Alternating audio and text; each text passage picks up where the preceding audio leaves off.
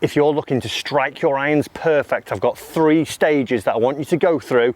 You might only need 1, but if you can do all 3, I guarantee you're going to become a better iron striker when it comes to playing golf. Before we get stuck into this lesson, guys, make sure you are a subscriber to Matt Fry Golf. Totally free to do, loads of free advice to help you improve your game. Buttons down there. Let's hit it and let's get you hitting these irons better. So if we were looking at any great golfer throughout history and throughout the game now, there's some common themes that we see throughout their iron swings that help them create that perfect crisp strike every single time.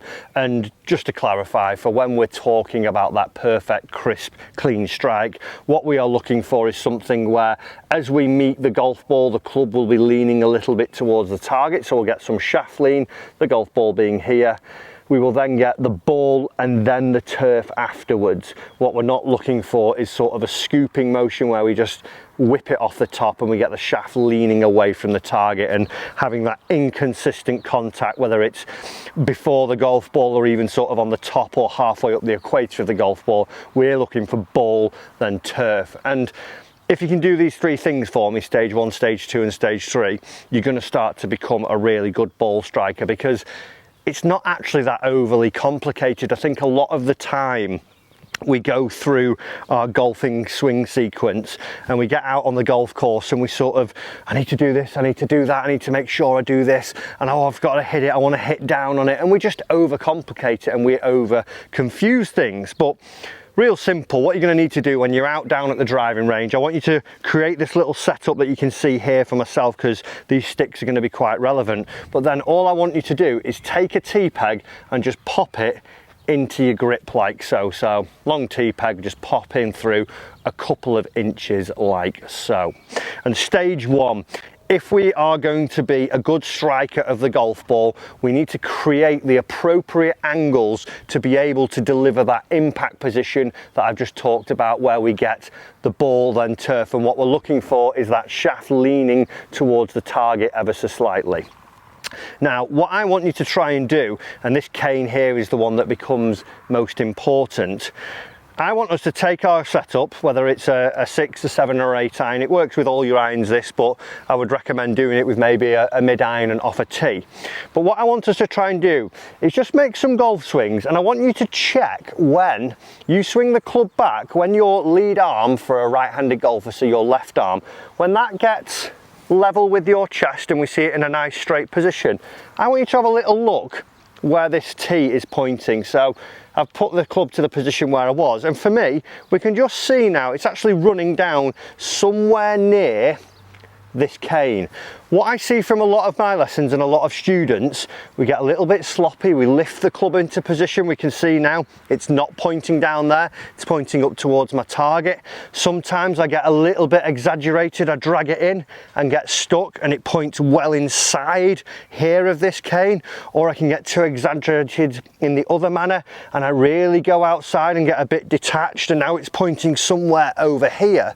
What I want to try and do is just create a backswing in a position that allows me to hinge my wrists, but also keep the club on plane here. So if you just have some rehearsals where you're setting up to the golf ball, and to caveat this, hopefully you've watched other lessons on the channel about the setup with our irons. We've got a good ball position and we've got everything else where it needs to be. But once we're doing this, if we can just swing back and just see each time that we're getting into this position here, we're going to be getting that tee pointed around to this point, and that then allows me to get the club up to the top and keep it on plane. It's not really across this way, and that's another sort of telltale sign when you get up to the top. Where is the tee pointing? We would want it sitting parallel with this line that we've got on the ground, not too out in front, not too behind, because the club is going to be pointing in all sorts of different directions and we've got to try and figure it out as we go through. So stage 1, real simple, just check that position for me.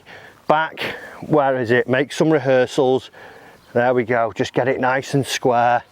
Get it nice and square, and if you're comfortable with that, you can have a few shots, and this might just be the one that you've been lacking. You might have had the club in a few different positions and all you needed to do was watch stage 1, get the club a little bit more on plane, and you're back on track. So set up, little rehearsal, check where it is, and then from there give it a go. It's like a laser at the flag, that one. Nice little ball and turf strike. And it's a pretty good shot. You can see where my ball was, and my divot has come after where that golf ball was placed in a moment ago. Stage 2, you might be great at keeping that club on plane in your backswing, but like a lot of my lessons, when I ask them, well, what's your impact going to look like? You pull a funny face and say, impact? What do you mean? And I think if we don't know what our impact is and what we're actually trying to achieve, it's going to be very hard to create that down at the golf swing. And to be fair, even when I remember I was having lessons and I was a lower handicap, and someone said, well, show me what your impact position looks like. Sort of drew a blank and was like, a bit of this maybe. But real simple, again, if we're just using our T-peg, it becomes really apparent where we want to try and get this golf club back into. Now, I think a lot of people nowadays hear about like storing the angles and being held off with it, and we get into too much of this motion where it's really pointing out excessively away from our bodies.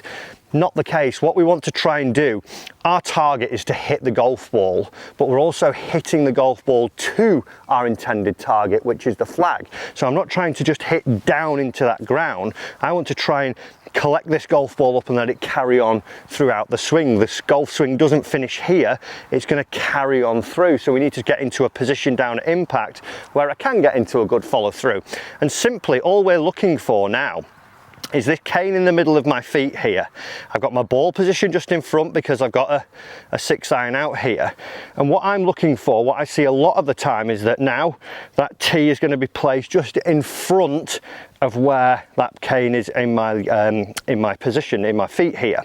But what I see from a lot of people is that as they come back down, the tee actually returns pretty much level with where that cane is now, and in some circumstances it's getting back behind it. And what I'm going to have to do then is shift behind, try and manage all the timings up to try and gather that golf ball up off the turf, and it's not going to be very consistent.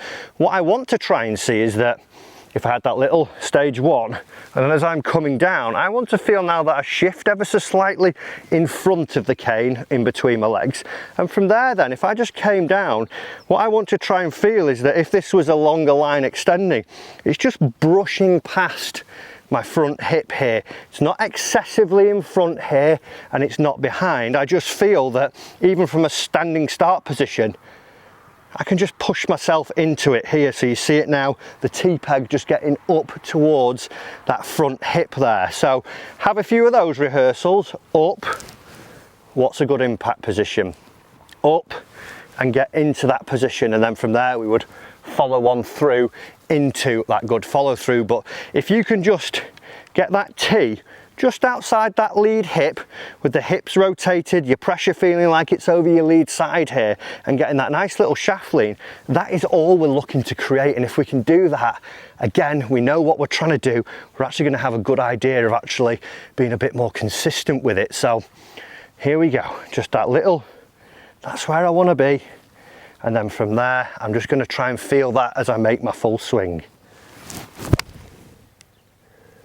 And now we're getting consistent, a little bit more fade on that one, but again, a divot that is after the cane. I've struck it nicely and I'm finding these good iron shots. And stage 3, this might be the one that you take to the golf course most and actually use this as your swing thought. And it's not super technical, but it's one that if we watch loads of good golfers, we generally always see that they finish in balance. And one thing that they do quite well, everyone's style is a little bit different, they have a little bit of flair with their follow through, but if I'm just hitting a standard iron shot through my standard flight, I'm not trying to hit a knockdown one, I'm not trying to hit it extra high, I'm not trying to shape it one way or another. Real simple, all I would look for when I see a student who looks like they're in control and someone who is a good striker of the golf ball is that this T-peg, as we would deliver the golf club into the ball and then we follow into our follow through, it now almost, if we drew it through here, it's just cutting my eyes in half here. It's not out this way, it's not too much over here, there's not loads of trying to manage it as I'm going through. All I'm trying to do is just get it pointing in line with my eyes as I'm going through. So as I go through, up, and now the line would cut my eyes and I'm holding that follow through, and it would match the club pretty much in line with the club, the cane that is in between my feet now. I'm not over too one way or I'm not too far the other. All I'm just trying to do is get somewhere into that position here and just hold that follow through, because what this allows me to do is create a really balanced finish. And if we've not got good balance, the chances of me delivering that club back onto the ball in a consistent manner, they go straight out of the window. So real simple, with the tee in, just have some practice swings, and like I say, maybe a really good one that you take to the course just thinking, right, okay, split my eyes and I hold it, split my eyes and I hold it, and it feels like a strong athletic golf swing now. It doesn't feel like something that I'm trying to manage and fudge together. So stage 1, stage 2 and stage 3 together, we're now going to hit the best iron and most consistent iron that I've ever hit. In, I want to check it here, here, and I'm going to split my eyes as I go through.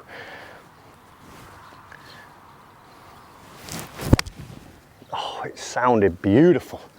Nice crisp shallow divot every time, every single one after the cane. And those are 3 stages that if you do those, you're going to become a really consistent striker of the golf ball. Guys, I hope you've enjoyed that lesson. Make sure you subscribe to the channel and we'll see you in another one very soon.